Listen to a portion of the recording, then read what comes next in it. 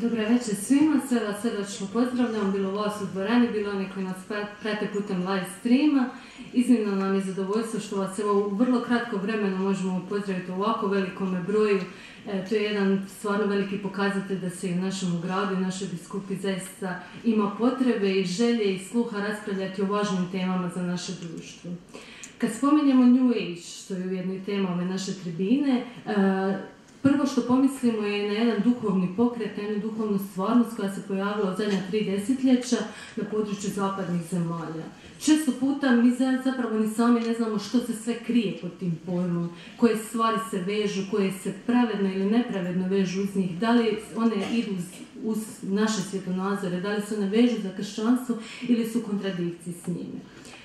Evo, meni je drago da večeras mogu pozdraviti s nama našega gosta predavača Fra Josipa Blaževića, koji je zaista na području Hrvatske jedan od najvećih poznavatelja te tematike, bavio se dugi niz godina s njome, izdao je mnoge knjige, mnoge članke, bio gost mnogih tribina i emisija i evo odlučio odvojiti vremena i posvetiti večeras tribinu vama i s vama zajedno promišljati o ovoj važnoj temi. Ja ću sada prepustiti riječ Fra Josipu, a nakon toga ćete vi imati mogućnosti postavljati pitanja, pa evo ukoliko vam se neko pitanje rodi, vi ga ostavite za kasnije kada ćete imati mogućnost postaviti. Evo, pozdravljam Fra Josipa i molim da ga pozdravite jednim pljeskom.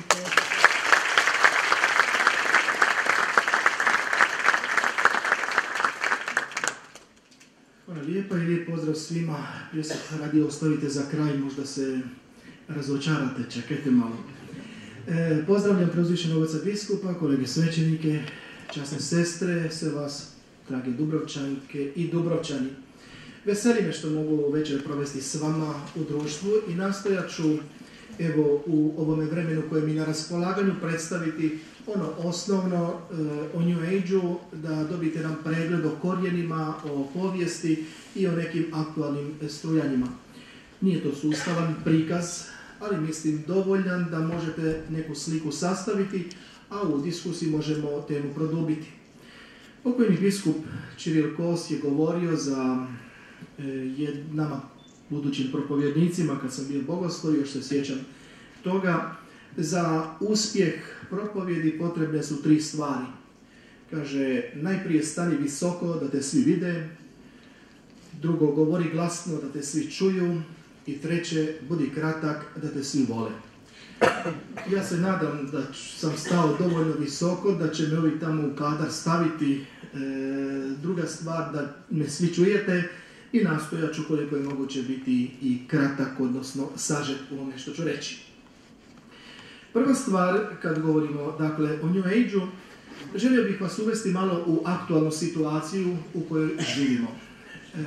Za vrijeme jednog ljeta boravio sam u Njemačkoj kroz mjesec dana i tamo sam susreo jednog našega staroga fratra koji je u samostanu živio, Pater Beno se zvao, imao je preko 90 godina i uvijek je išao u habitu i kad bi u grad izlazio bi u habitu.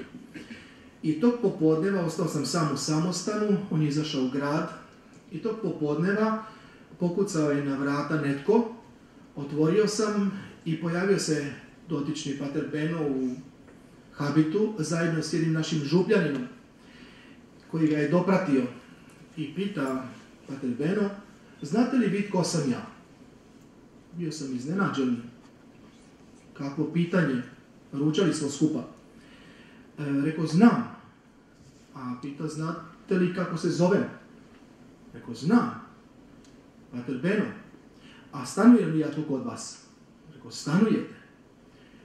A hoćete li mi pokazati moju sobu? I onda sam ga odveo u njegovu sobu. Što se dogodilo? Dogodila se na trenutak staračka demencija. Čovjeku se izbrisalo pamćenje. Otišao je u grad i zatekao se u neugodnoj situaciji. Nije znao tko je, kako se zove, odakle je pošao, kamo treba doći i kamo se treba vratiti. Ovo je zapravo jedna samo slika, jedna ilustracija kojom se želim poslužiti da bih predstavio stanje naše Europe danas. nastala jedna demencija, jedno brisanje memorije i to uporno potiskivanje kršćanskih korijena. I danas je puno kršćana koji žive nesvjesni svoga identiteta. Ljudi koji su zaboravili svoj identitet, svoje kršćanske korijene i posljedica toga je da je puno danas kršćana koji ne znaju zašto žive. Ne znaju koji je smisao života. To vam je kao kad čovjek koji nikamo ne ide, dođe na neko raskrižje, ima oznake, ali njemu je svaka jednaka jer ne zna kamo treba doći. I taj fenomen koji je opće rasprostranjen, znate da i Ustav Evropske unije nije ušla definicija, odnosno nije spomenuto kršćanstvo. Europa se stidi kršćanskih korijena. Dakle, posljedica toga je takozvani duhovni nomadizam. Mnogi lutaju. Dakle, nomadi. Nomadi su ljudi koji nemaju domovinu, nego su uvijek na putu. Abraham, odnosno Izrael je bio najprije nomadski narod kad ga je Bog pozvao iz Ura Kaldejskoga da krene u obećanu zemlju. Do tada je to bio lutalački narod, ali kad mu se Bog objavio, Abram dobiva novo ime Abraham, otkriva novi identitet i kreće u obećanu zemlju. I tek kad čovjek susretne Boga i kad se otvori iskustvu susreta sa živim Bogom, on dobiva novi identitet, njegov život dobiva smisao. A pošto smo u vremenu i u svijetu u kojem je došlo do brisanja memorije, nastaje fenomen lutalaštva, nomadstva i današnja Europa, a iz Europe ne isključujem i nas u Hrvatskoj, sve više traga za nekim identitetom, ali ne više u kršćanskoj tradiciji, ne više u monoteističkim religijama, nego daleko izvan kršćanske tradicije. To je situacija svijeta u kojoj se trenutno nalazimo, kako biste bolje razumjeli ono što se odvija na široj globalnoj razini, čega nismo ni mi lišeni kao novopridošla zemlja u Europsku uniju, ali i prije nego smo mi de facto ušli u Europsku uniju, ti su trendovi zahvatili Hrvatsku. Kad govorimo o New Age-u, novom dobu, novoj paradigmi koja se nameće i koja je već postala dio našega mentaliteta, često ljudi ne prepoznaju korijene, odakle ona crpi svoje ideje. Na ovoj schemi možete vidjeti samo ono najosnovnije što vam je potrebno da biste rekonstruirali ono što se naziva nova paradigma. Prije svega, New Age uzima neke elemente iz židovstva i kršćanstva. Dakle, to su pojmovi koji mnoge zavaravaju jer su kršćanski, judeokršćanski, ali je njima značenje promijenjeno. Nije to više kršćansko značenje. U New Age-u se često spominje Isus Krist, ali to nije biblijski Krist, to nije Krist crkve. To je samo jedan od prosvjetljenih učitelja, jedan od reinkarniranih, jedan od bodhisattvi, jedan koji od uzašlih majstora, jedan koji nas vodi na put prosvjetljenja. Dakle, kršćanska terminologija koja upućuje da se radi na jednu povijesnu osobu koja je temelj kršćanske vjere, ali iza te terminologije skriva se sasvim drugo, odnosno nekršćansko značenje. Zatim se susrećemo sa sekulariziranom znanošću, odnosno sve više različitih New Age pokreta referiraju se na različite znanstvene spoznaje i u tom smislu oni se predstavljaju pseudoznanstveno. Najčešće je to kvantna fizika, tu imamo Fritjofa Capru, fizičara, sa njegovom glasovitom knjigom Tao fizike, ali i brojne druge, pa se susreće i pitanje Kirlianove fotografije i svega ostaloga, čemu se pokušava dati znanstveno ruho. Zatim susrećemo se sa gnozom, krivovjerima i ezoterijom. Dakle, to su stvari kroz povijest crkve koje smo susretali i od kojih se crkva ogradila, koje je crkva odbacila, to su različita ekleziološka krivovjerja, kristološka krivovjerja i ostala.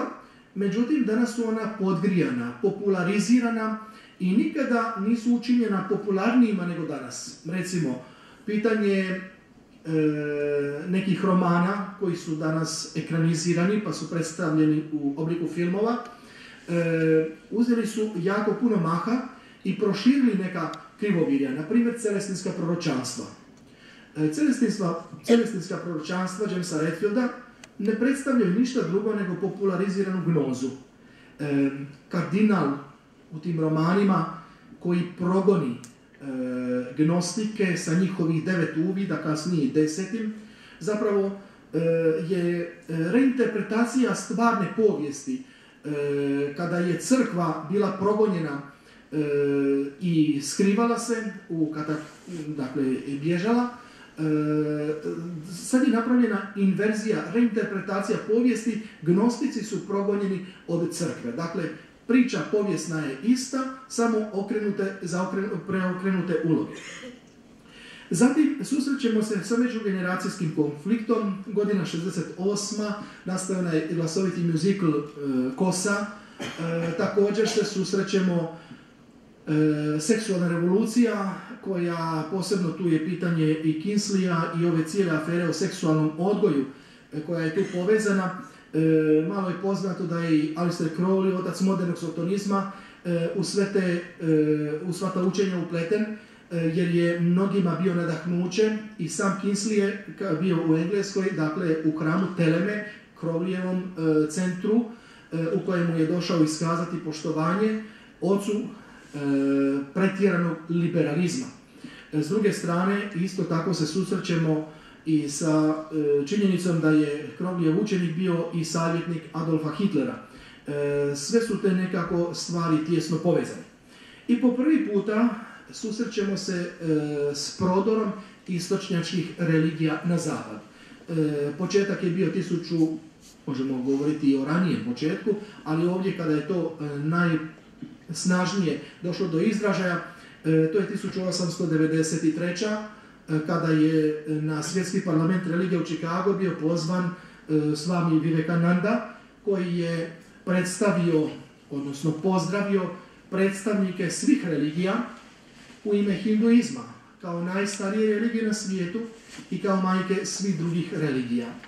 I od tada do danas hinduizam se ne prestaje nametati kao jedna superiornija religija koja je iznjedrila sve druge religije, koja u sebe može apsorbirati sve druge religije i u tom smislu sve više tih učitelja koji pokušavaju hinduizam predstaviti znanstveno. Najočitiji je primjer zapravo joga, koja se na zapadu više ne predstavlja kao tehnika spasanja, što je ona u biti u hinduizmu, nego se predstavlja kao tehnika, znanstvena tehnika za postizanje zdravlja, a to u Indiji nema zapravo nikakvu vrijednost. Kratko ću, dakle, samo spomenuti da ideje New Age-a danas se najviše šire zapravo putem literature i različitih filmova, te različitih radionica, različitih, dakle, iscijelitelja, različitih seminara, putem kojih ljudi ulaze zainteresirani bilo za postizanje zdravlja, bilo za ubrzani razvoj, takozvani holistički razvoj osobe. Literatura New Age-a, dakle, nije mi moguće analizirati je brojne autore, kojih je jako puno, ali ću spomenuti barem jedan primjer da vam ilustriram o čemu se konkretno radi. Recimo, pitanje Pavla Coelha i njegovog romana Na obali rijeke Piedre sjela sam i plakala. U tom romanu glavni junak, dakle samo jedan primjer, jest sjemeništarac katoličke crkve. I on razgovara s jednom djevojkom o bezgrešnom začeću Blažene djevice Marije. Kaže kako je to njezino djevičanstvo treba shvatiti ne doslovno, nego na jedan metaforički način. Ona je poput Šekinah u židovstvu, poput majke Ge u poganstvu. I nakon toga preslobodnog razgovora, recimo tako, njih dvoje, kaže Roman, imaju spolni odnos. I na kraju stoji zapisano da je to bilo 8. prosinca. Znamo da je 8. prosinca blagdan bezgrešne, dogma o bezgrešnom začeću blažene djevice Marije. Dakle, ovdje možemo vidjeti, ne radi se o jednoj književnoj vrsti, ne radi se o fikciji, nego se radi doista o autoru koji sustavno razara kršćanske dogme i moral. I zato je taj autor u masonskim časopisima vrlo hvaljen, zato su mu sva vrata otvorena, mediji ga na sva usta uzdižu i gdje god dođe, dakle, postaje jako popularan. Ostale autore nećemo obrađivati, ali ih je jako puno. Kratko vam želim predstaviti povijest New Age-a. Prije svega treba znati da New Age nije nastao u Americi, kako se misli, nego je nastao upravo u Europi. I korijene mu možemo pratiti od 1900. godine, kada je u Švicarskoj osnovan prvi centar New Age-a, Monteverita. Kao što imamo goru blaženstava u kršćanstvu, kao temelj kršćanske novosti, ovdje se nalazi jedna druga gora, Monteverita, kao pandan, gora istine, 1900. godina, za čije podizanje su teozofi dali 50.000 franaka. Dakle, teozofska organizacija, teozofsko društvo, koje je po sebi brojčano vrlo beznačajno.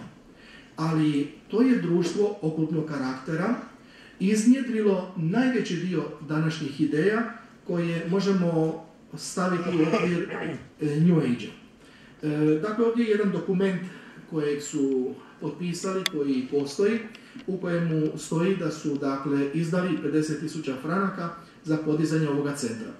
Na ovome samome žigu možete vidjeti glavna obilježja sinkretistička ovoga pokreta teozofije. Prije svega ovdje je zmija koja grize svoj vlastiti rep, simbol gnoze, tajnih znanja i reinkarnacije. Gore na vrhu se nalazi Om, dakle hinduistička mantra, u sredini vidite zaokružena svastika, također preuzeta iz hinduizma. I dolje piše da nema religije iznad istine. Dakle, ne može se prihvatiti niti vjerovati u nešto što bi na bilo koji način, bilo koja religija naučavala, a da razum ne može shvatiti. 3 su osnovna načela koja promiče teozofija. Prvo je stvaranje jezgre, univerzalnog bratstva među svim ljudima. Drugo, komparativni studij religije, znanosti i filozofije. I treće je istraživanje neobjašnjivih i neotkrivenih zakona prirode i latentnih moći u čovjeku. Dakle, to je ono što spada u područje okultnoga, što će kasnije dijelom preuzeti i suvremena parapsihologija, istražujući, dakle, neka granična područja, ali joj se može prigovoriti da često puta ne pravi razliku između okultnih fenomena i fenomena koji su vezani uz život svetaca. Pa to prouzroči često puta pomutnju i ljudi iste stvari, na primjer levitaciju kod svetaca ili u različitim tehnikama sidi moći ili kod okultnih fenomena svrstavaju u istu kategoriju. Nakon smrti osnivačice Helene Petrovne Blavatsky, ruskinje okulta, kormilo preuzimani Besant i za vrijeme njezinog života ona proglašava jednog dječaka, Indica, Krishnamurtija, inkarnacijom, reinkarnacijom Isusa Krista koji se ponovno vratio. Tada je u čelu njemačkog teozofskog društva bio Rudolf Steiner, koji to nije mogao prihvatiti i on se odvaja od teozofskog društva i osniva antropozofsko društvo. Antropozofsko društvo također spada u okultne organizacije, ali je on pokušao okultnim fenomenima dati pseudo-znanstvenu interpretaciju. Pa ćemo kod njega susresti literaturu kako komunicirati s nadosjetilnim svijetom. I on to pokušava čovjeka znanstveno uvesti u tu komunikaciju s nevidljivim bićima. Njega posebno želim spomenuti, odnosno istaknuti, jer je rođen u Hrvatskoj, u Donjem Kraljevcu, 1861. Tamo se nalazi i njegova rodna kuća i tamo postoje i dani Rudolfa Steinera. Osnivač je antropozofske medicine, euritmije, valdorfske pedagogije, napisao je preko 100 knjiga i u tom smislu jedan čovjek koji je bio talentiran, ali uvijek u okviru okultnoga. Posebno je tu kod nas popularna njegova biodinamička poljoprivreda, ovo Maurović što popularizira zdravu prehranu i tako dalje. Ovdje su neke fotografije iz Geteanuma, dakle u Švicarskoj, njegov centar glavni koji je on podigao. Za vrijeme njegovog života su, dakle, jedan dio je napravljen, a kasnije nastavljeno. Bio je zaljubljenik u Goethea, posebno zbog njegovog Fausta i zanimanja za okultno. Ovdje bi također trebalo istaknuti pitanje spiritizma vezano uz New Age, a posebno uz teozofski pokret, jer Helena Petrovna Blavatsky kao i drugi okultisti, oni su najveći dio poruka, kako oni sami kažu, svojih knjiga primili kanaliziranjem od nekih bića. Ruskinja Blavatsky govori da su to bili uzašli majstori. Dakle, najprije jedan detalj što se tiče samoga spiritizma. Između dva svjetska rata spiritizam je bio osobito popularan. I to je razumljivo jer je bilo dosta pokojnika, poginulih, nestalih, pa su majke, žene, sestre željele saznati što im je s braćom, muževima i da bi se zadovoljili njihova znatiželja, mediji su nicali na sve strane i nudili su svoje usluge medijske da posreduju s duhovima pokojnika. Međutim, nakon što je Drugi svjetski rat završio, razvoj tehnologije doprinio je da je spiritizam postao manje atraktivan, ali on nije iščeznuo, nego je mutirao. Promijenio je svoj oblik. I u ambijentu New Age-a ponovo se javlja poplava New Age-a, ali poplava komuniciranja sa onim svijetom, ali ne više sa duhovima pokojnika i više se ne naziva spiritizam, nego channeling ili kanaliziranje. Dakle, ti mediji komuniciraju s duhovima prirode, s uzašlim majstorima, s navodnim Isusom Kristom, Marijom, Budom, Muhamedom, primaju različite objave, posebno je rasprostranjena komunikacija s anđelima. Puno je danas literature, čak i romana, koji populariziraju kako su od anđela primili različite poruke. Anđeli u mojoj kosi ili da ne nabrajam dalje. Ili imate primjer komuniciranja s inteligentnim energijama. I to je najučestalije. I Aleister Crowley, otac modernog sotonizma, knjigu zakona prima od energije inteligentne koju naziva Ajvas. Ta ista energija, dakle možda samo i detalj njegove knjige zakona, jedan samo citat, gdje mu ta inteligentna energija ili biće u Kairu 1904. diktira tu knjigu i tamo doslovce kaže: pljujem na Isusove oči dok on na križu visi. I onda u knjizi komentara toga retka stoji interpretacija što je to Isusov pogled na križu. Kaže, to je kršćanska vizija svijeta koja je zasnovana na žrtvi. I mi trebamo u novom eonu, u novom dobu, stvoriti novu paradigmu u kojoj će ta paradigma zasnovana na žrtvi biti uklonjena i u kojoj svaki čovjek treba biti Bog i u kojoj će hedonizam zapravo triumfirati. Inverzija cijele priče. I to biće Ajvas, prema učenju srpskog psihologa Slavinskog, njemu se također objavilo i diktiralo Excalibur, metodu, gnostičku metodu brzoga razvoja kao i intenzivne doze, Pokreti i terapije koje se šire u Hrvatskoj i često puta ljudi pitaju možemo li ići na to ili ne možemo i koliko nam to može pomoći ili naškoditi. Dakle, ovdje govorimo s druge strane o jednom obliku spiritizma koji se manifestira na još jedan način, a to je pitanje komunikacije sa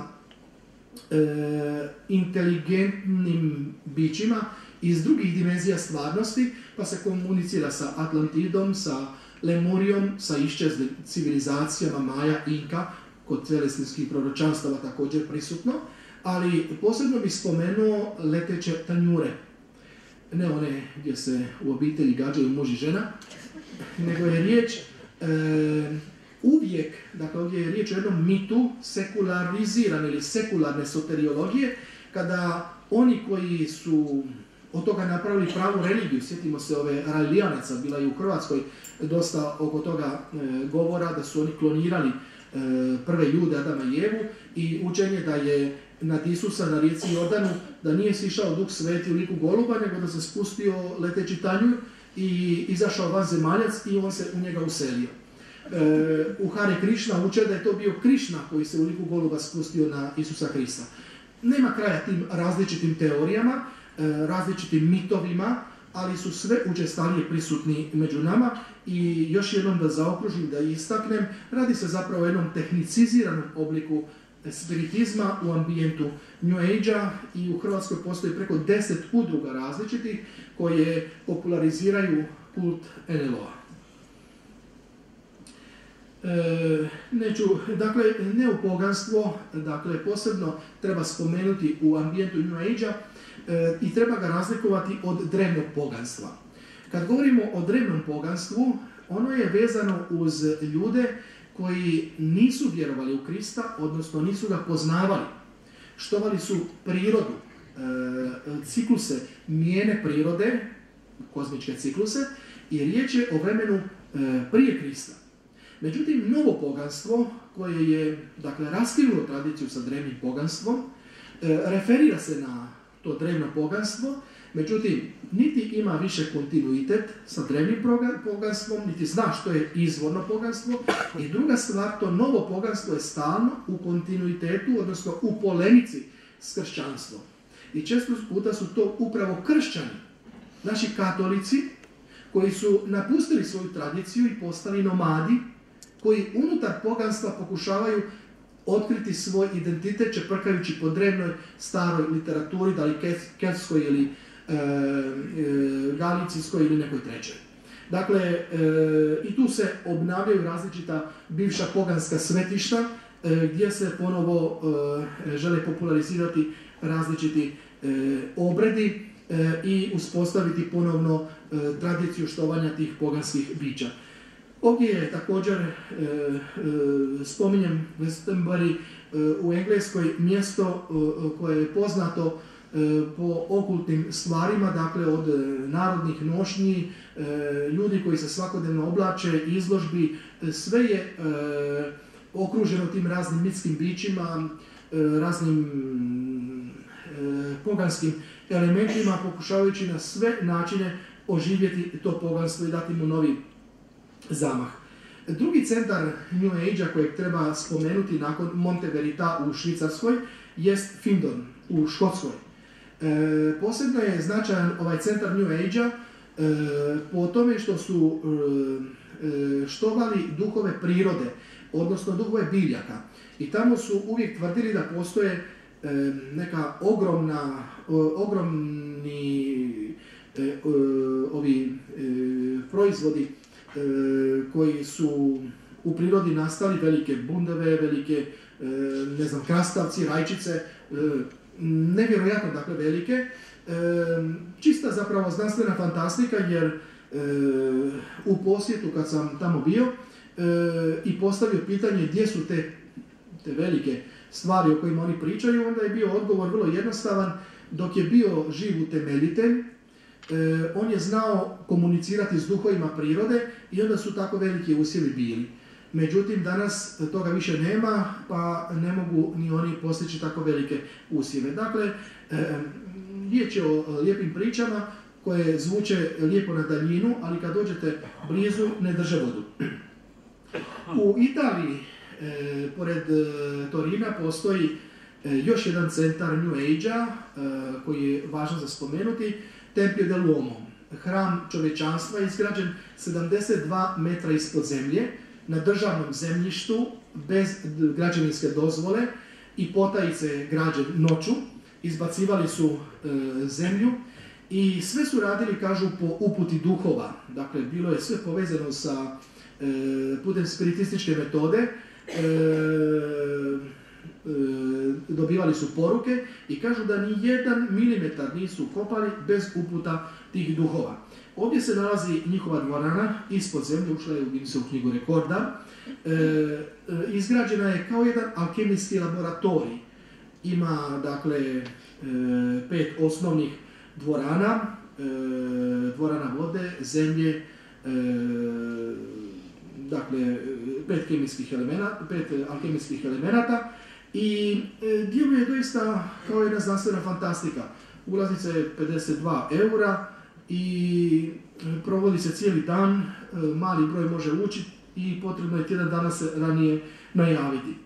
Zašto to sve pričam? Zato što je to danas pretvoreno u jedan više muzej nego li nešto što je u funkciji.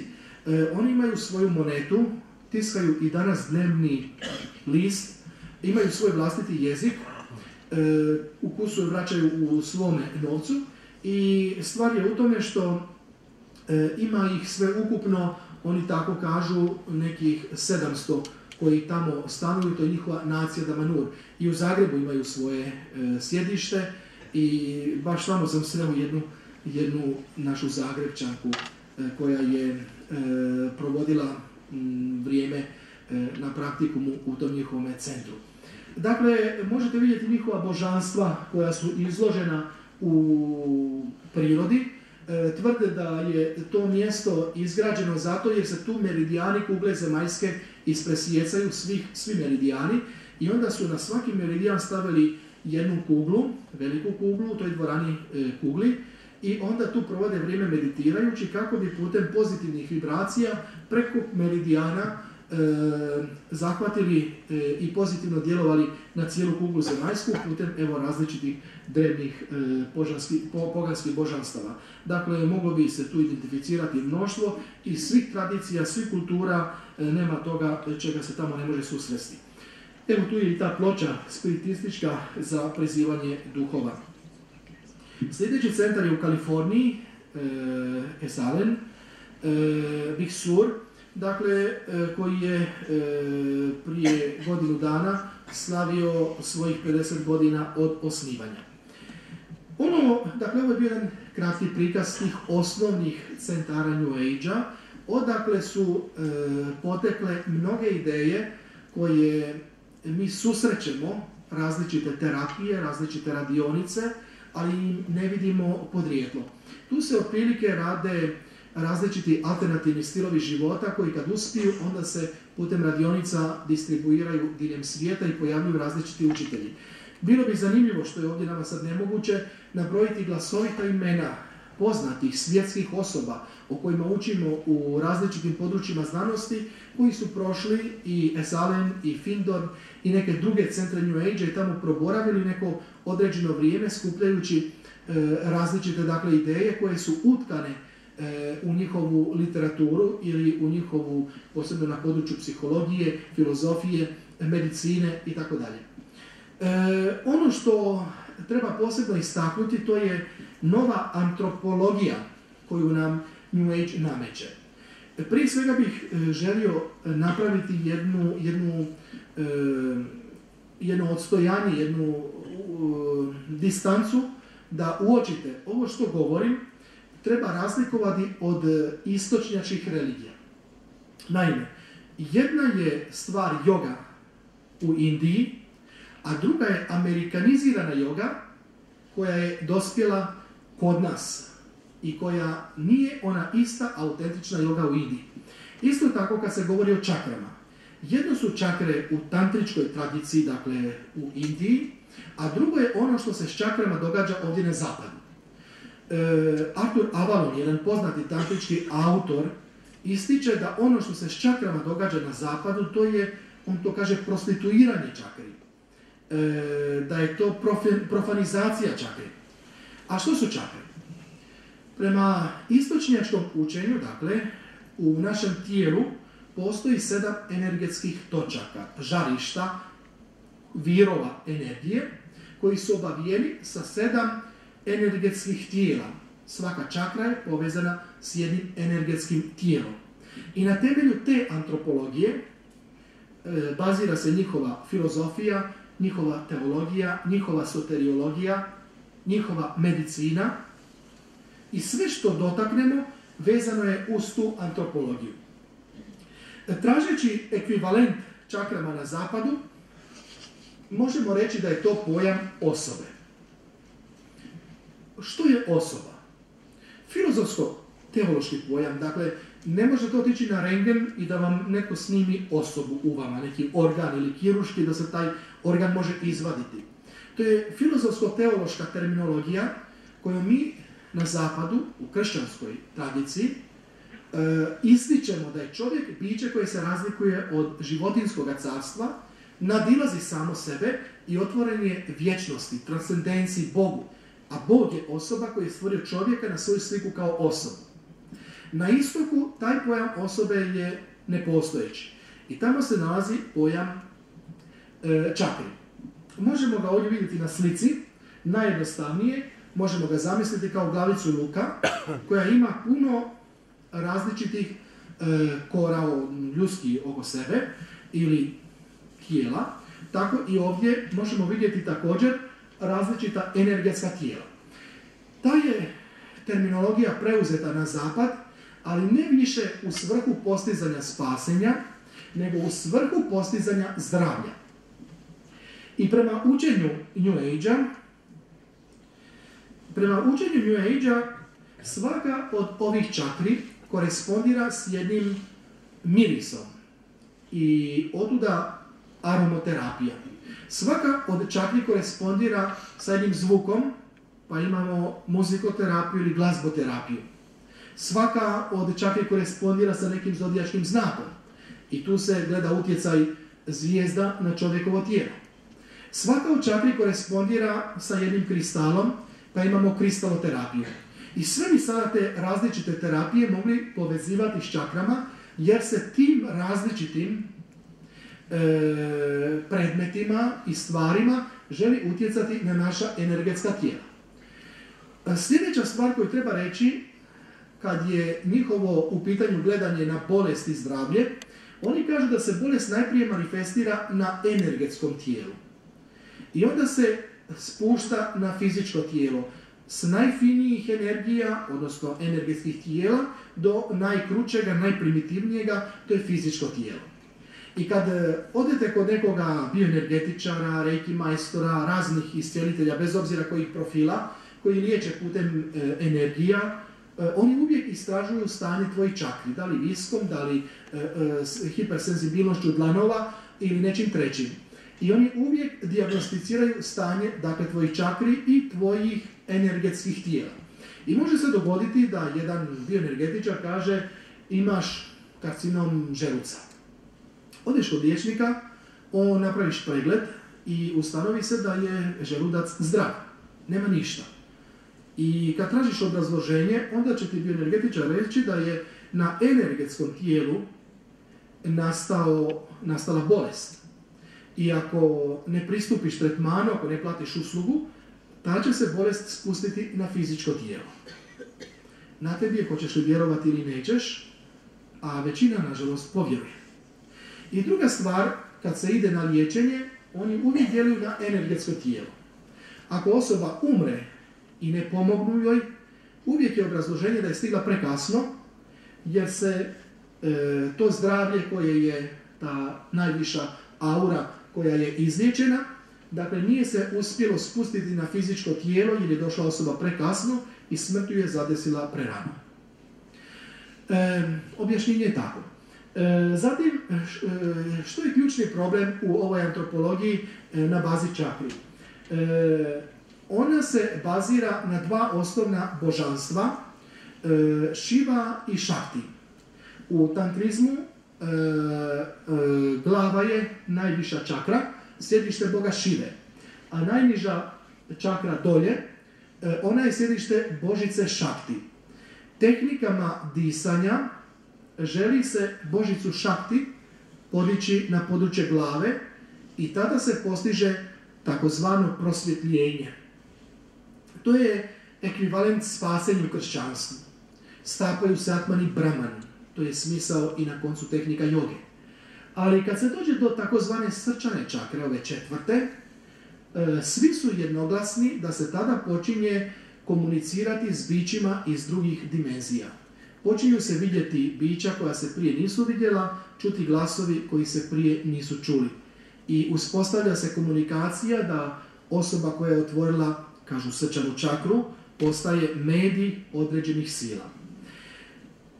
I cijeli New Age, dakle ovo je antropologija koju New Age uporno gura, želi nas spiritualizirati, produhoviti, odbaciti sve religije koje nam govore o nekom Bogu, o nekim anđelima, ali nas ne uvode u iskustvo. Oni nas žele uvesti u iskustvo da mi vizualno, auditivno komuniciramo s tim bićima, s tim božanstvima, energijama i kako ih oni već nazivali. Ono što New Age smatra najvećim problemom i preprekom ostvarenju svoga svjetonazora jest Newtonovska paradigma, odnosno Descartova. Descartes koji kaže mislim, dakle jesam, koji u središte stavlja individu, osobu, kao jedinstvenu i neponovljivu, ta koncepcija je veliki neprijatelj za postizanje stapanja Atmana s Brahmanom, jer je potrebno u ovoj New Age-ovskoj soteriologiji depersonalizirati individu, da ona izgubi svoju individualnost, osobnost, jedinstvenost i da se utopi u oceanu energije ili informiranih energija, inteligentnih energija. I zapravo što se ovdje dogodilo? Te energije postojale ili ne postojale, od njih je netko napravio božanstvo i počinje se njima klanjati. To je za nas kršćane jedan oblik idolopoklonstva. Ako ih prihvatimo da postoje, pa makar danas o njima ništa i ne znali. Ovo što sam predstavio, dakle, samo je teoretska osnova za one praktične stvari i terapije koje susrećemo ovdje na zapadu. Prije svega spominjem Šien Chi, koji je toliko reklamiran na Narodnom radiju. Boli glava, boli duša, boli srce, svi u Šubićevu 3, Šien Chi liječi sve moguće bolesti. Ovo je prizor iz njihove dvorane, dvojica mladića, gore su li kineski lusteri, energija Chi, da među njima djeluje. Može se kupiti dnevna ulaznica, tjedna, mjesečna, recimo za 2000 kuna dobiješ mjesečnu ulaznicu i možeš u toj dvorani sjediti koliko želiš. Kažu, dakle, ne djeluju oni, nemaju oni neku energiju, nego je to božanska energija Chi koja sama djeluje i potrebno se opustiti. Ja sam otišao jednoga dana kad je bila ponuđena u svrhe reklame besplatan ulaz i to je bilo negdje 3 do 5 popodne. I onda jedno je dijete malo ometalo, bilo je jako nemirno na tom predavanju, da voditelj kaže dajte gdje su roditelji, nek smire to dijete. I javi se, dakle, majka smiri dijete, a neki čovjek kaže u ovoj dvorani je zagušljivo, ako bi mogli otvoriti malo da dođe svježega zraka. A onda ovaj voditelj kaže ne, to ne koncentrat Čija. Ako otvorimo, Chi će se razrijediti i više neće biti tako učinkovit, vidite, zato vam je dijete nemirno jer Chi u njemu djeluje. I onda počinje objašnjavati kako je intenzitet Čija u različito doba dana različit, recimo 3 do 5 ujutro da je najsnažniji, onda mu intenzitet opada, 3 do 5 popodne najslabiji. I sada jedan od sudionika pita, oprostite, pa zašto ste nam onda dali od 3 do 5 popodne besplatno, umjesto da ste nam dali ujutro kad je najjači Chi. Onda mu voditelj odgovara, vidite, kod vas je Chi već počeo djelovati. Tu su anegdote sa ovih susreta doista kojima sam nazočio. Jedna od najpoznatijih danas bioenergetičarki, čije su knjige prevedene i na hrvatske ruke koje liječe i svjetlo se rađa, velike knjige, Jest i Barbara Brennan, koja je osnovala svoju školu bioenergije i u Francuskoj i u Americi. I jedna grupa bioenergetičara koja djeluje u Hrvatskoj završila je na njezinom fakultetu tečaj bioenergije. To je bioenergija po metodi Barbara Brennan. Dakle, ovo su iz njezine knjige fotografije, slike, a istovremeno i ovaj navod dolje koji ga spominjem također je uzet iz njezine knjige. Ona kaže da ima duha vodiča koji se zove Helen i s njime komunicira, koji pomaže u iscjeljivanju, uspostavljanju dijagnoze i doslovce, evo jedan citat iz mnogih njezinih objava koje je primila, kaže: znaj da iscjeljivanje otvara vrata percepcije kako bi se moglo doći do svih svetih i biti jedno sa stvoriteljem. Ni više ni manje od toga. To je proces koji korak po korak vodi u tom smjeru. Prosvjetljenje je cilj, iscjeljivanje je sporedni proizvod. Dakle, što poručuje? Kad pacijent dođe bioenergetičaru, cilj je njega prosvijetliti, a sporedni proizvod, učinak je njega izliječiti. Naglašava duhovnu dimenziju i ovdje možete vidjeti uz njezine ruke, pacijentica leži na stolu, s lijeve i desne strane energetsko biće, po jedan duh koji kroz njezine ruke ulazi u pacijenta i vrši proces iscjeljivanja. Također tamo s druge strane na desno imate cijelu legiju tih bića koja ulaze, to su inteligentna bića koja obično povezuju s anđelima, s dobrim duhovima i koji obavljaju proces liječenja. Evo, posljedica toga je da se nekada osobe koje su bile na tim tretmanima javljaju da osjećaju plaženje po tijelu, gušenje, osjećaj da neko prati kao rezultat pohađanja takvih raznih tretmana. Spomenuo bih i reiki. Što znači reiki? Prije svega, došla mi jedna gospođa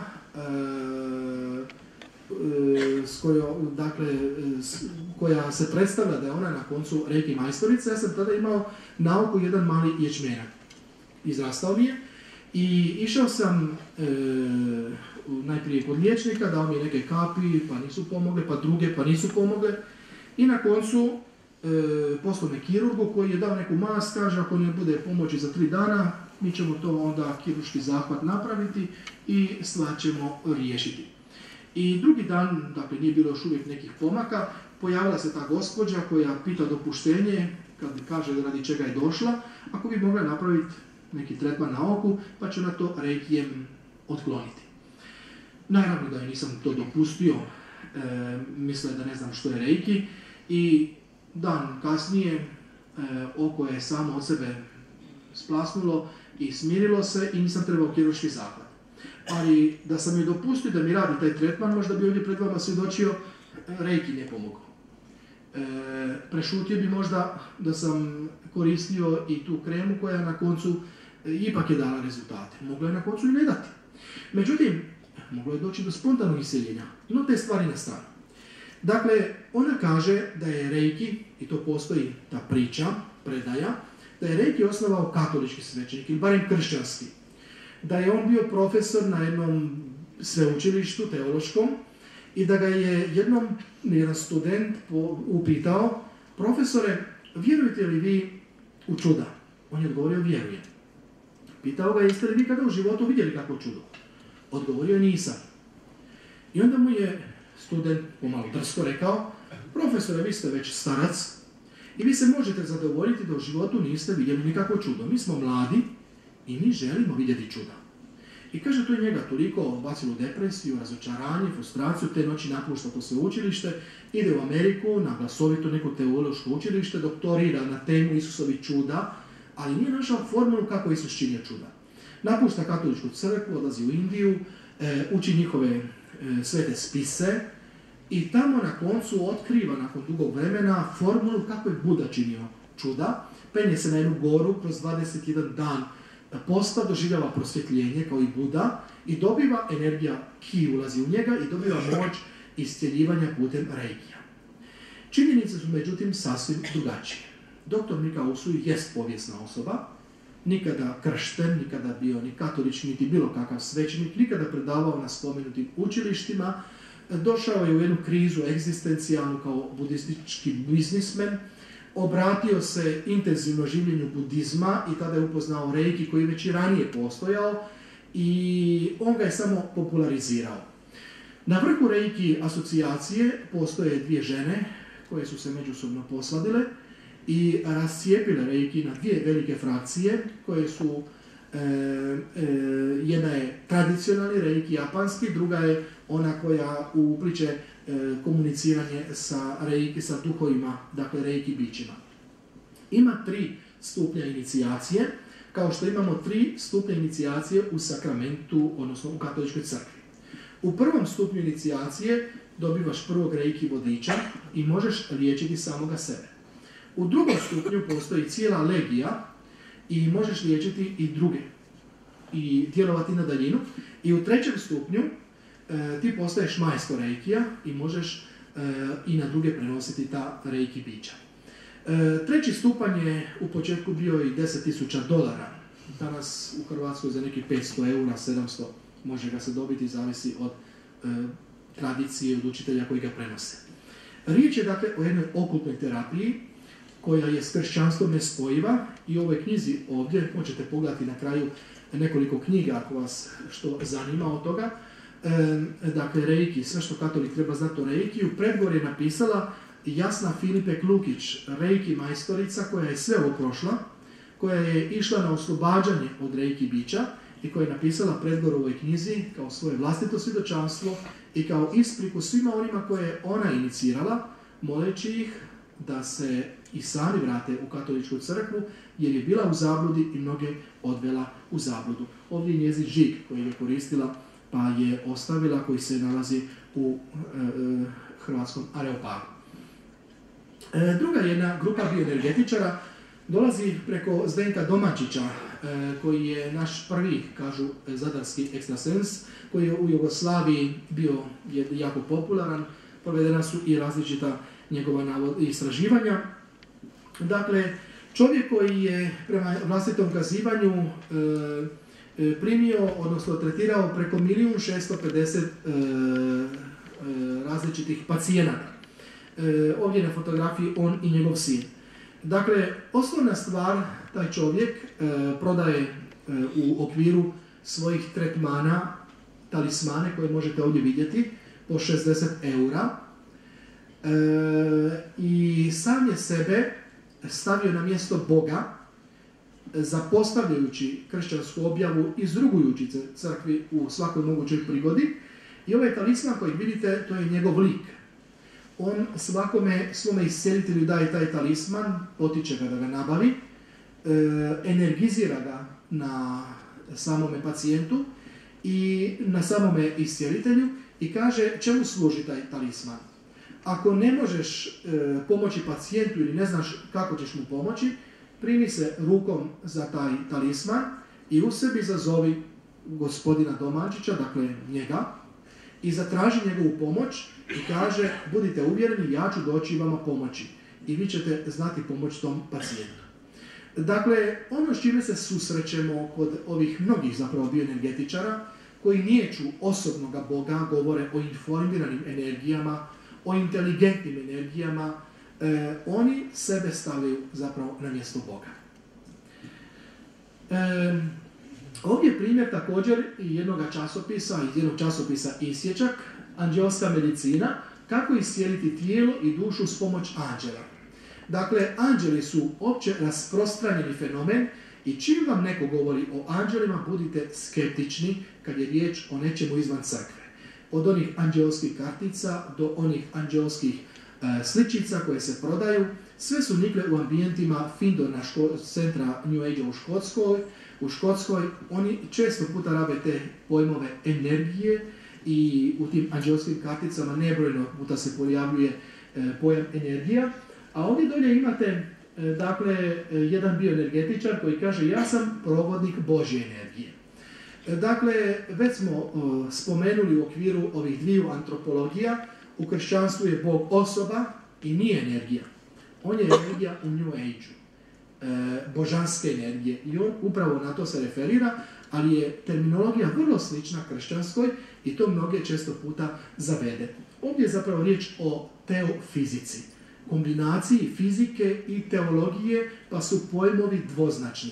I ako neko s teološkog područja uputi kakvu kritiku, oni obično kažu, to je stvar fizike, to je kvantna fizika, to teolozi ne razumiju.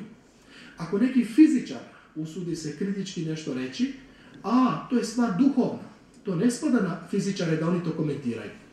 I ako dobro primijetite profil tih iscijelitelja, oni niti su teolozi, niti su liječnici, a tretiraju čovjeka holistički.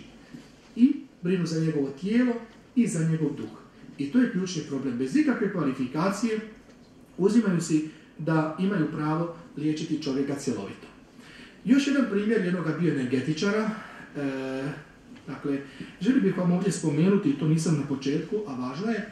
Dakle, ove stvari koje vam spominjem, ja sam uglavnom ne samo studirao, nego otišao iz prve ruke uzeti te informacije, fotografirati, čuti kako bih mogao doći do pouzdanih informacija. Dakle, ne rekla kazala. I jedna od tih stvari je da me i ovaj autor, dakle ovaj bioenergetičar, tužio i sudu, i nije jedini. Izgubili su svi parnice, Bogu hvala, ali je bilo potrebno argumentirati i sučeliti se s njihovim stajalištima. Dakle, pogledajte u njegovoj knjizi što piše. Giovanni ima pismeno priznanje iz Vatikana o egzorcizmu koji prakticira nad opsjednutim pacijentima svakodnevno. Da stvar bude kompliciranija, jedan svećenik iz Italije dolazi kod njega na pouku iz bioenergije. I nazočio sam tom svećeniku i tom Giovanni Garbinu, dakle, bavi se i glazboterapijom i svim ostalim, unosi se velika pomutnja, a riječ je doista o čovjeku koji sam za sebe kaže da ima duhovno biće koje njemu pomaže u djelovanju. On je doktor ezoterije, predstavlja se doktor Giovanni Garbin, ali doktor ezoterije, dakle da je neko ezoterijsko društvo mu izdalo tu ne potvrdu, nego ga je upisalo u knjigu doktora. Na sudu nije mogao ničim potkrijepiti čega je on doktor. Ono što nas najviše zbunjuje, to je terminologija. I ovdje bih želio najprije da raščistimo značenje pojma. Bioenergija označava i upućuje na nešto sasvim prirodno. Energija je nešto što poznamo i o čemu puno znamo. Znanost danas puno zna o energijama, raznim energijama. Isto tako, bios je život i biologija je danas jako puno napredovala i o tome se također puno zna. Međutim, ovdje već susrećemo ekvivalente ki, či, prana, ruah, koji su sinonimi za ovu bioenergiju. A to već nisu više čisto fizički pojmovi, nego već teološki pojmovi ili filozofsko-teološki pojmovi. I da bude jasno što je bioenergija, vas molim evo sada za jednu malu asistenciju, da protrljate dlanove, kako biste bolje razumjeli fenomen o kojem govorim. Što bolje protrljate, bit će vam jasnije. Eksperimentirajte. Onda primaknete obrazu dlanove i što je bliže, osjetit ćete veću toplinu. Što više razmaknete, hladnije. Približite, toplije.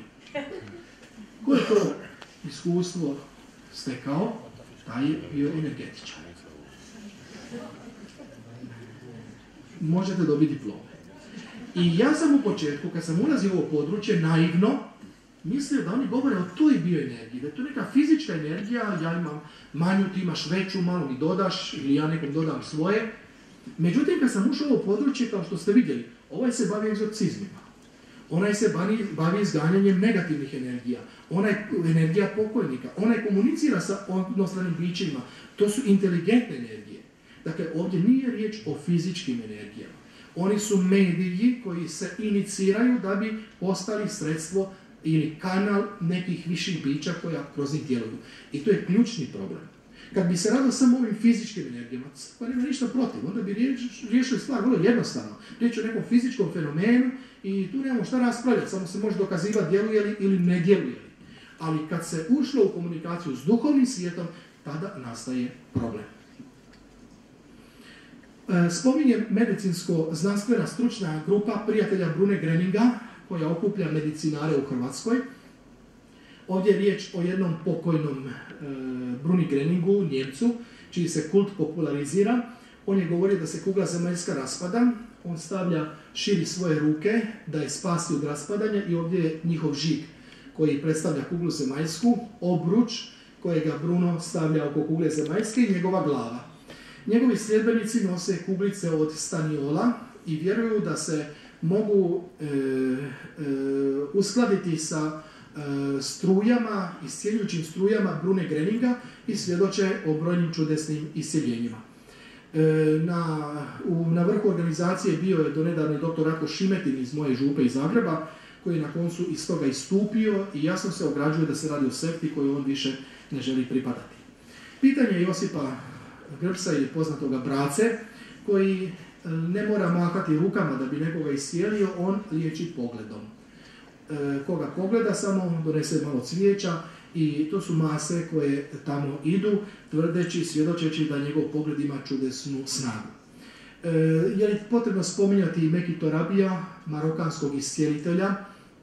Na YouTube-u malo samo pogledajte koji filmić, pa će vam biti sve jasno.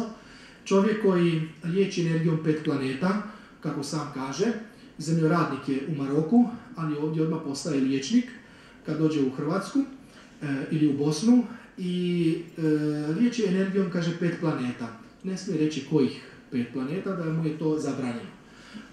Energizira vodu koja mijenja svojstva kemijska, ali ne smije reći koja svojstva nova dobiva, iako kemičari nisu otkrili ništa posebno.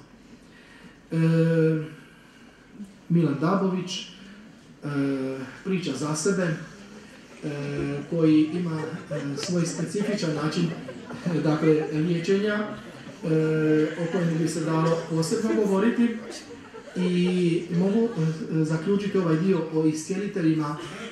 Vidite, nije bitno tko će doći u Hrvatsku, nije bitno hoće li liječiti energijom 5 planeta, 5 majmuna, 5 ne znam čega. Činjenica je da će u Hrvatskoj naći uvijek ljudi koji će mu vjerovati. I tu je problem u nama, ne u njima. U našoj praznovjernosti, da unatoč toga što kršćanstvo postoji 2000 godina, mi smo još uvijek praznovjerni, još uvijek naivni. Je li moguće ili kako je moguće da u 21. stoljeću, kada je čovjek i na mjesec se popeo, još uvijek konjska potkovica, koja ni konju ne služi za sreću, na nečijim kućama se nalazi da mu donosi sreću. To je stanje našeg naroda koje trebamo priznati i treba ponovno čovjeka 21. stoljeća evangelizirati, jer još uvijek nije prihvatio poruku Isusa Krista. U okviru nove antropologije o kojoj sam govorio, spomenut ću samo Nietzschea, koji je govorio da je čovjek nešto što mora biti prevladano. Htio bih ljude naučiti smislu njihova bitka, to je nadčovjek. Stvaranje Ibermenša, nadčovjeka, od onoga što je Hitler proveo u svoje vrijeme do različitih virtualnih junaka s kojima se susrećemo. Znanstvena fantastika takozvanih nadljudi predstavlja zapravo svojevrsnu soteriologiju. To su Supermani, Spidermani, Batmani, ovi ili oni likovi koji nisu ništa drugo nego vapaj čovjeka, sekulariziranog čovjeka, duhovnog nomada, koji se udaljio od svoje kršćanske tradicije za nekim smislom, za nekom vječnošću, za nekim moćima koje će mu dati sigurnost da smrću neće sve završiti. I čovjek današnjice se teško miri sa svojom prolaznošću, boji se svojih bora, svojih sjedih vlasi, zahvaljujući tome kozmetička industrija jako dobro profitira, također i farmacijska industrija, farmakologija koja liječi ne više samo bolesne ljude, nego i zdrave proglašava bolesnima, pa nudi lijekove da ne obolimo. Uzmite da ne obolite. Tu su, dakle, posebno popularni različiti likovi, vampiri, NLO, vještice i ostalo. Ovdje bih spomenuo, vidite, slika Djeda Mraza koji je konkurencija Svetome Nikoli. Kažu da je Djed Mraz ništa drugo nego stariji brat Svetog Nikole koji je završio u partizanima. Što je korisno kad je riječ o ovakvom populariziranju svetaca, slučaj Svetog Nikole?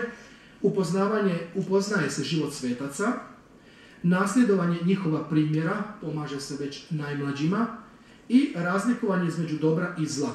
Ovdje vidite Krampus s jedne strane negativni lik i svetac pozitivni. Međutim, u ovoj popularnoj literaturi koja popularizira recimo vještičarstvo, blagdan Halloweena, dakle Harry Pottera, dakle tu su vještice prikazane na pozitivan način, na jedan simpatičan način, dražesan način. I s druge strane, to su vještice koje slave Božić. I nema tu jasne podjele između dobra i zla, jer u samom Harry Potteru vidimo elemente Voldemorta, negativnog lika. Dakle, ono što je, ovdje imamo Svetu Ivanu Aršku koja je nedužna, spaljena kao vještica, dakle, splet političkih okolnosti koji je prouzročio montirani proces, a ne nešto drugo.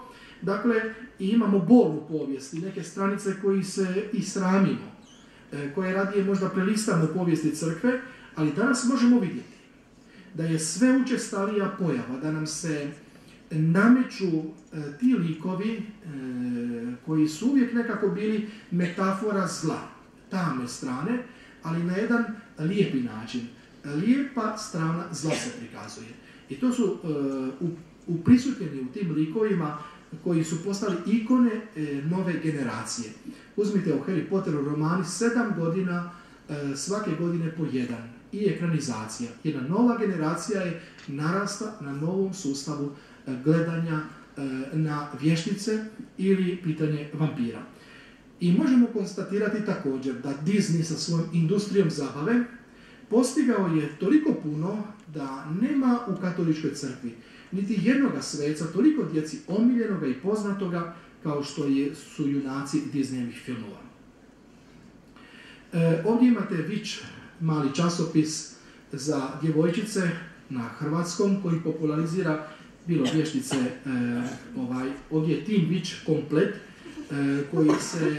kojeg je majka tiskala, koja sebe proglašava, dakle deklarira vješticom, ima komplet za zazivanje, prvo zazivanje koje je vezano uz mlade vještice. Poznat vam je možda i ovaj šenkovečki slučaj kada je Darko Maltar u toj spomenutoj školi u Šenkovcu, dakle, prodao Atlante da bi školu zaštitio, dakle, djecu od negativnih energija. Dakle, jedna afera koja je u medijima bila jako rasprostranjena, evo tih Atlanta, i iza njih, dakle, nema nikakve bioenergetske niti radiestezijske vrijednosti, nego su nađeni ovi određeni zapisi koji su se skrivali. Druga stvar koja se uz vještice danas popularizira, to su vampiri. Ono što je manje poznato, da postoji vampirska Biblija i vampirski hram vampira zapravo, koji je osnovan i koji tvrdi da su oni jedina autentična međunarodna crkva posvećena i isključivo punomoćena od vampirske religije i njezinih besmrtnih vođa.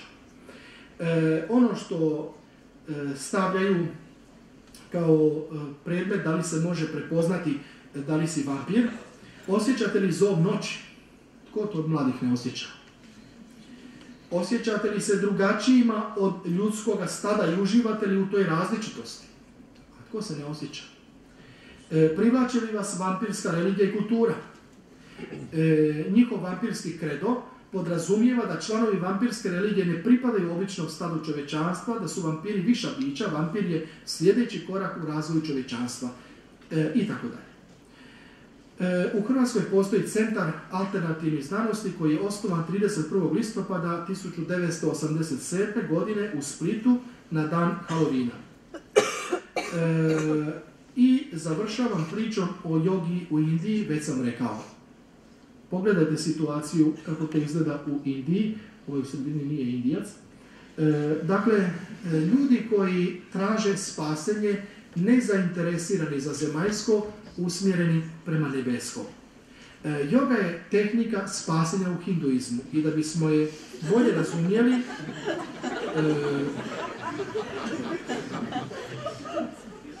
dakle, ovo je jedna mala karikatura, da bismo je bolje razumjeli, evo samo 5 glavnih osnovnih pojmova. Prema hinduističkom učenju, čitav zemaljski život je samsara u kojemu se vrte životi životinja, ljudi i bogova. Pokreće ga mali motorić koji se zove karma. Ovaj svijet u kojemu živimo je maja, iluzija. Treba postići izbavljenje nirvanu, a sredstvo za gašenje karme, izlazak iz samsare i postizanje nirvane je yoga. Yoga je ono u Indiji što je Krist u kršćanstvu. Tehnika samospasenja, sveta tehnika koju moramo poštivati jer pripada jednoj religiji, to je za njih nešto sveto, ali yoga koja je došla na zapad je komercijalizirana yoga, ne u svrhu spasenja, nego u svrhu postizanja zdravlja. A to nije konačni smisao joge. Ovdje na kraju, što možete ovdje nabaviti ako nekoga bude zanimao, plakat različitih simbola koje danas obično nose mnogi mladi. Zapravo sam mladima i dao da oni sami, srednjoškolci, izaberu što je među njima najpopularnije i ovdje je taj plakat s tim simbolima i njihovim značenjem. Samo je opisano značenje da čovjek koji nosi barem zna što nosi, pa može ili ne mora. I dakle možete vidjeti kako postati vještica, to su udžbenici koji postoje na hrvatskom jeziku. Nama izgleda smiješno, ali su to pravi udžbenici, postoje pravi tečajevi okultizma, vještičarstva i ostaloga. A ovdje se nalazi, iako vas više informacija zanima, možete posjetiti web stranicu Hrvatski Areopag, gdje možete naći podrobnije informacije na ovu temu. I na kraju, ako se sjetite filma Kralja lavova, na onom proplanku, onaj mali lavić koji se izgubio nakon smrti svoga oca, čuje glas svoga pokojnoga oca iz zvijezda, jedna snažna metafora zapravo na Isusovo krštenje na Jordanu, kad mu govori: sine, sjeti se tko si, vrati se i preuzmi ulogu vodstva i nemoj više biti nomad. Zapravo, ono što sam rekao i na početku, problem današnjeg čovjeka je izgubio je svoj identitet, zaboravio je tko je i ništa mu drugo nije potrebno nego ponovo se vratiti biblijskim vrelima, kršćanskoj tradiciji i ponovo otkriti svoj identitet. Ti si dijete Božje i tim putem ići. Hvala vam lijepo na pozornosti.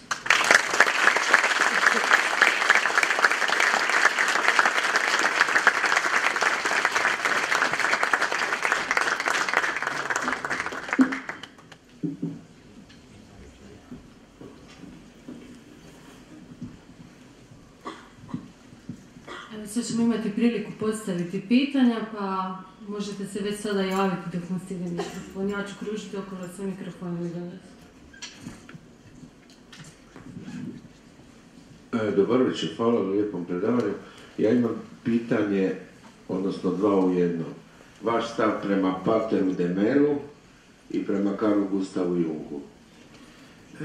Kratko, dakle, Antoni de Melo, autor je poznatih pričica, Indijac, odrastao u toj određenoj kulturi, koji je, zapravo Kongregacija za nauk vjere se o njemu već oglasila, da mu zamjera dvije stvari, da religiju smatra zaprekom na putu do Boga i da Isusa Krista izjednačuje sa osnivačima drugih religija.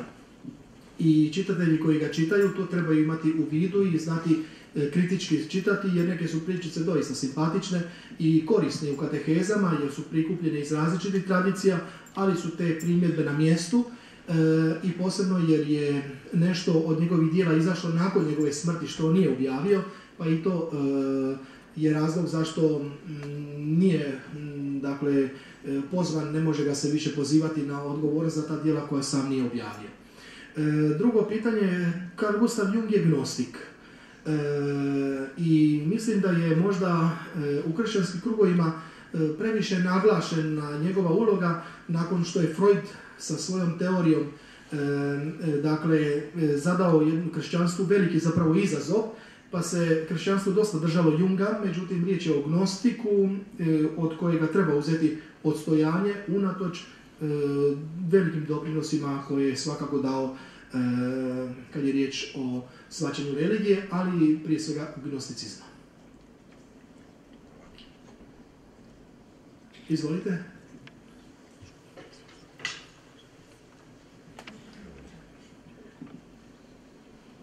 Ja bih vas lijepo zamolila vaše razmišljanje u vezi homeopatije. Budući da u nas u Hrvatskoj kao i u Europi se prodava po ljekarnama i jako se reklamira i ono koliko ja o tome znam, crkva ima neki stav podijeljen o tome, pa me interesira što vi o tome kažete.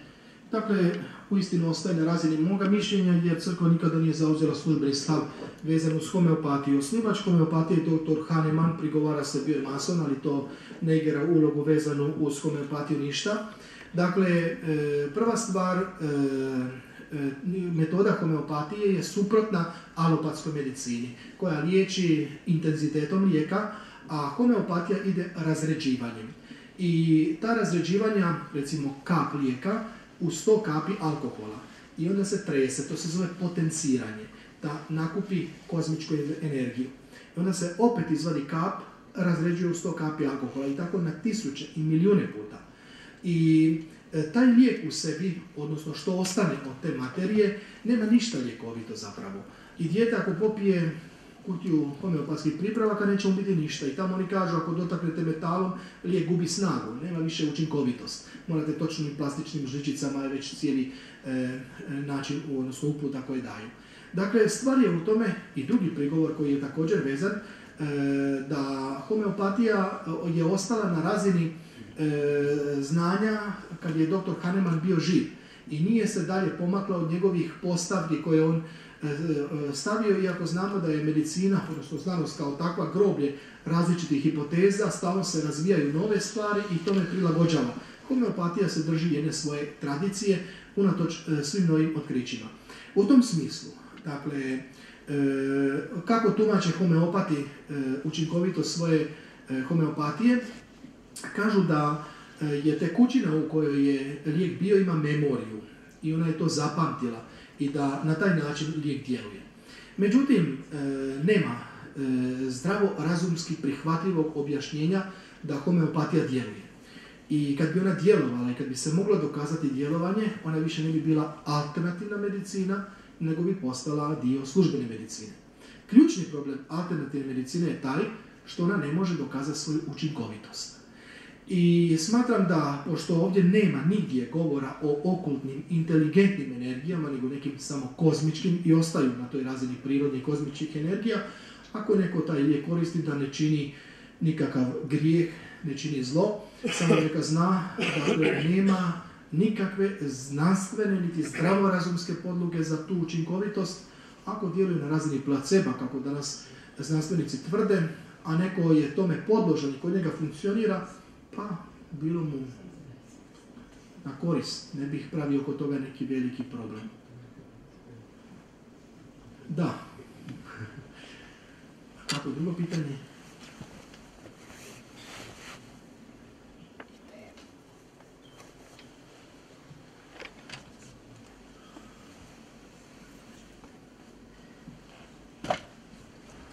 Hvala vam što nemate više pitanja. Ako nekoga zanima nešto literature, može doći naprijed pogledati na akciji.